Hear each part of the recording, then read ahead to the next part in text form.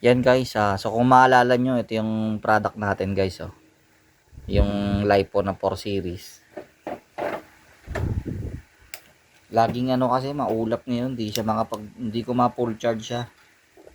Pero tingnan natin yung voltahe niya. Hindi ko siya ma-full charge, maulap. So, tingnan natin yung voltahe niya. Negative.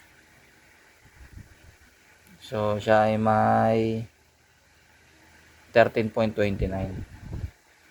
Buo pa yan guys. So, dito naman natin kakabit yung 4 series na balancer. So, didikit ko na lang ganyan yan guys. Pangit no? Yamo na. Ano lang naman to guys. Prototype lang. First build. So, okay lang yan. So, dyan siya. So, ang connection nito guys ay ganito. Ito yung negative. Yan. Kita nyo yan guys. May tatlong battery drawing yan. 1, 2, 3, 4. Hindi ko lang nagpo-focus. Pero, 1, 2, 3, 4. Kasi nga series di ba? 4 series. So, ito yung ground niya. Ayan. Tapos, ito yung 1, 2, 3, 4. So, susundan lang natin yan guys. Yung 1, 2, 3, 4 na yan. Dun sa battery natin. With respect sa reference na ground. So, kung ano yung ground natin dito, yun yung reference ground natin. So, ito yung ground natin. Yan. Ground ito. So, ang B1 yan ay dito. B1 yan. Tapos, yung next duktong na positive ulit dito. B2. B2, ayan. Ayan. B2 rin siya. Tapos, negative to. B3. Ayan, yung orange ang B3. Ang B3. Ay, ano pala, dilaw. O, yan, yan.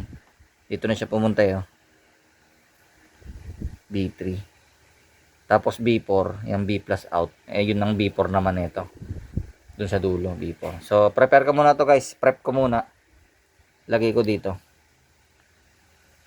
Ano lang ang gagamitin ko guys. Gulugan lang muna. Pang samantagal. So, kabit ko muna siya guys. Hihinangin ko na rin pala to guys. Yung terminal guys. Susorkatin ko na. Alam nyo na maghinang eh. So, ano ko na siya. Hinangan ko na siya. Ito ang ground natin. Ang gagamitin ko dyan ay gray. Tapos yung ibang wire, black na. Para magkakamuka. So, hinangin ko na guys. Pakita ko na lang pag ito-terminate ko na. So, yan guys. Nakabit ko na siya. So, yung ground na yan guys. Ito, itong ground. Ano yan sa ground? Yung unang ground ito. Ground nung LiPo. Yung unang series yung ground niya. Common ground. Yan. Tapos yung B1. Ito. Yung positive niya. Same lang yan sa B1 din nito. Ayan o. B1 nakalagay. B1 same. So, tap nyo rin siya sa B1. Sige guys. I-terminate ko lang guys sa B1. So, ayan nga, terminate ko na. B1. Hindi na sa battery guys. Sa board na lang pala. Mas madali. So, tinap ko na siya sa B1. B1, B1. Tapos yung B2. Dito B2. Ito B2. So, tatap ko na rin siya sa B2. Sige. I-terminate ko lang. So, ayan guys. B2. B2 sa B2. Sa board. Tapos, B3 sa B3. Ayun, B3. B3 sa B3. So, hindi pa naman nag-i-edit guys. Boy pa. Hindi pa nasabog. Okay. B3 muna guys. Terminate ko lang. Okay guys. B3. B3. Yan. B3 sa B3. Tapos itong last positive niya. Yung number 4. Sa B4. Ay B plus na rin ng baterya. So, kabit na natin guys. Terminate ko lang. Ayan guys. Nakompleto ko na. So, B plus to guys yung yung number 4 niyang positive. B4. So, negative. Dito ko na lang tatap to guys. Lipat ko to guys Lipat ko lang to. Para negative siya. Lipat ko lang.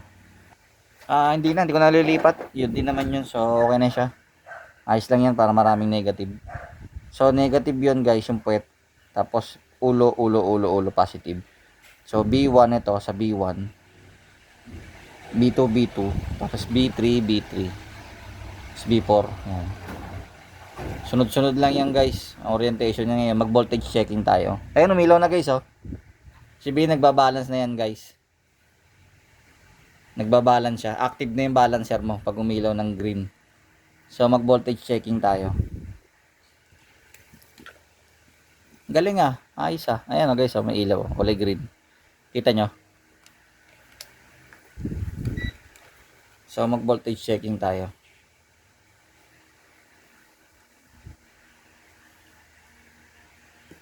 So, ang negative mo ay ito. Negative, ito, dito. Negative din to eh. So, ito yung B1. Ang B1 ay 3.32. Ito ay 6.65. Oh, 3.3 plus 3.3, 6.6. Ito ay dapat to 9 point ano? 10? Bakit 10? Sige, iwanan mo muna. Tapos ito ay 1349. Ito kaya, kung ito kaya dapat to 3.3. Tapos yung pangalawang cell, ayan 3.3. 3.332. Pangatlong cell 3.3, 58. 3.4. Ba't ang taas ng 4? Nagbabalance ba talaga to? Eh, okay naman siya. So, hayaan mo na guys. Bigyan muna natin siya ng time mag-balance yun sa system niya. So, yan na guys. Buo na yung ano natin. 4 series with charger output control protection PCM PWM board. Ay PCM BMS board. Tsaka itong balancer natin. So, okay na yan guys. Re-repack ko na lang yan. Pwede ko siyang ilagay dun guys dun sa laruan natin power bank. So, hindi. Ganito na muna siya guys. At torturein natin to guys. I-try ko i-full charge to guys. As in full charge ko. At torturein natin guys. Kung ilang oras siya dun sa ifan natin. Para malaman natin yung kakayahan niya talaga. Okay guys? Alright.